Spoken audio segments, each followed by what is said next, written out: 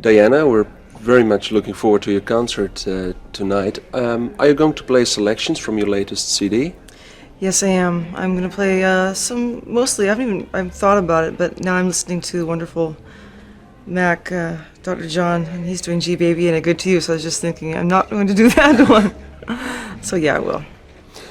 Talking about that album, it is a tribute to the Nat King Cole trio, and I heard that you were especially attracted by the instrumental sound of that trio. Really, yes. We're trying to, not trying to be nostalgic about Nat Cole or try to copy or recreate, but to capture the essence of the tradition with our own stamp and our own arrangements on it, but just show with respect to Nat how he influenced us in that, and also staying close to that setting, which is actually very versatile. Could you tell us something more about that instrumental sound? Because for most people, Nat Cole is known as a singer. He's a great pianist, also innovative as a pianist as well as being innovative as a singer, almost like two different people, like Louis Armstrong was on trumpet and as a singer. So, and you know, we're really trying to show influences through Nat Cole, also George Shearing, Ahmad Jamal, Oscar Peterson. You know, Nat Cole influenced them quite heavily, so we're also showing our influence from Nat through them and that sound that they sort of changed from our perspective. When was the first time that you really felt as an artist that you were influenced by his approach? Oh, not consciously, I'm sure, but I really loved his music since I was a kid, since I first heard Straight Up and Fly Right. And my dad had a recording of Nat just as a pianist, or just with a piano trio, and not singing, with bop kick and laugh cool clown, so quite early on. How do you see it that you, as a very young performer, are dealing from a tradition? How do you handle that tradition, and how do you put your own mark on it? Well, I think you have to you study your history and you study the masters and you learn from the masters. It's coming out of the tradition, just like anything else. When you become a painter, you know, you study your history, and for me, that's what attracted me, was that sound. But I listen to different kinds of music. I listen to pop music, I listen to classical music, opera, anything. You know, I listen to Joni Mitchell and everything. I find even I listen to a lot of Sting, and that's influenced certainly my approach to Boulevard of Broken Dreams.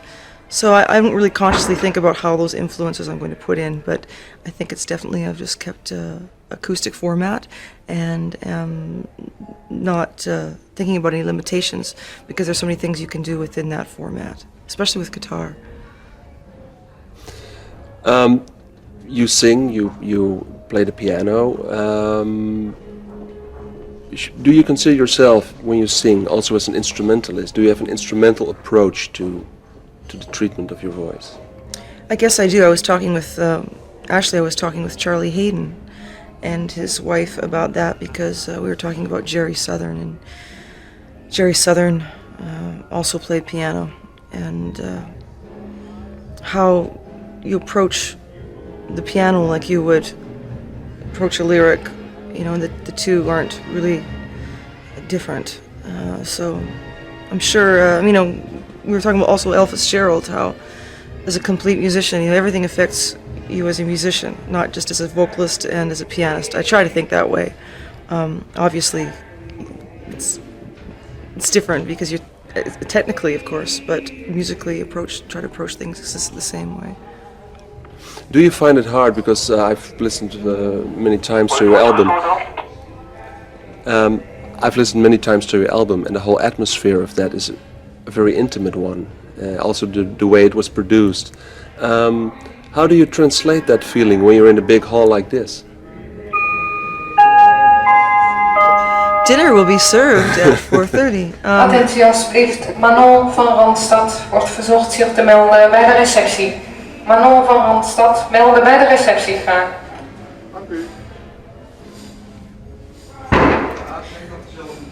We just performed in Montreal at a place called the Spectrum, and it was a wonderful atmosphere. The people were very warm and kind, and sometimes it's more difficult in a big hall, but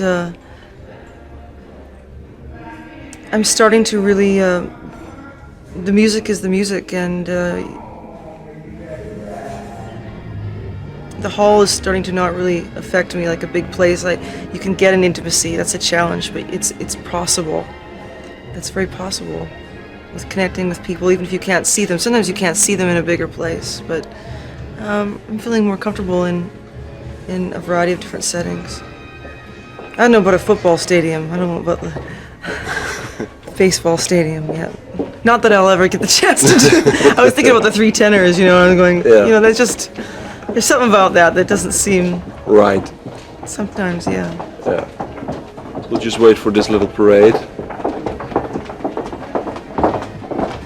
Music, sound of marching feet.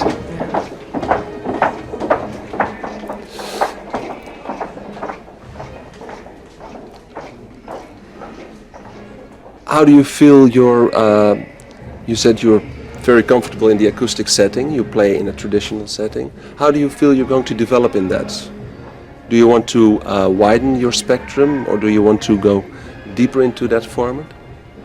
I really like this format, and like I said, it doesn't really put limitations. Well, we don't put limitations on ourselves. As far as I've been doing a tune by Leon Russell recently, and of course I recorded the Beatles tune. It all works. I mean, it's how these are our canvases, it's your interpretation, and it works in the setting beautifully, I've found. And I'm able now to, doing a lot of singing out front, standing up, and just being accompanied by guitar by Russell Malone. And that lends a different sound also. Sometimes it's amazing. I mean, not amazing, but you're editing this, right? Yeah. Yeah, okay. I mean, this instrumentation, there's some tunes within this instrumentation which would not work with drums. For instance, Hit That Jive Jack or Aaron Girl for Rhythm. It just sounds good with this instrumentation. I found with drums it's sometimes the nature of the tunes and sound better within this context. But I've been doing some tunes by Leon Russell, and does it take a very different approach as a pianist to play without drums? Can you tell us something about that? No, it shouldn't. And I've talked with Ray Brown about this and John Clayton. And people say, well, how do you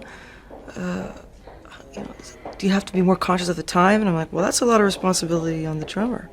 The time is all within us.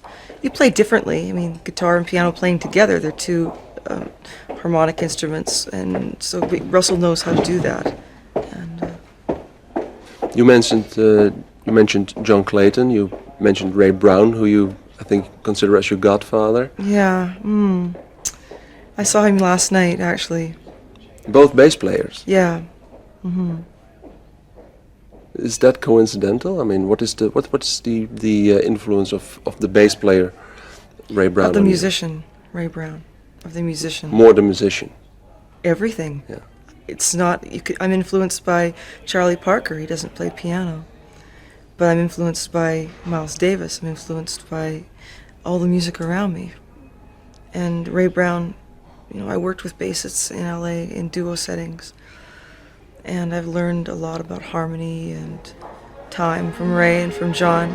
And I mean, they're right at your left hand, so I'd just take lessons from Ray and play with him, and he would teach me. I mean, he played with the greatest piano players in the world, with Oscar Peterson and the greatest singers. So he just influenced me, his whole musicianship, his whole being, the way he approaches his instrument. It's a very valuable education. Just have to ask if there's any subjects that... Zijn er nog onderwerpen die ik... Wijnand? Just take a little break. Maar dat hoeft niet. Goedemiddag.